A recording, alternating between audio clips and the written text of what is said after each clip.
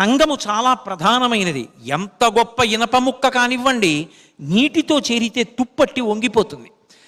అదే ఇనప ముక్క అగ్నిహోత్రంతో కూడిందనుకోండి, ఎలా కావాలో అలా వంగి ఇంట్లోకి దొంగలు రాకుండా కిటికీ ఊచవుతుంది.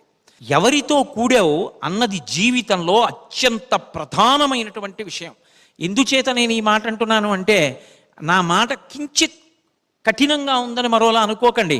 ఇంట్లో ఉన్న బూర్ల మూకుడికి ఉన్నంత ఆయుర్దాయం ఇంట్లో ఉన్నవాడికి ఉండదు. మా తాతగారి శరీరం పడిపోయినప్పుడు బూర్లున్న మూకుడు మా ఇంట్లో ఉండేది. మా నాన్నగారు పోయినప్పుడు అందులో ఉండారు. కాబట్టి ఆ బూర్లు మూకుడుకున్నంత వయస్సు మా ఇంట్లో ఎవరికీ లేదు. కానీ బూర్లు మూకుడు గొప్పది కాదు.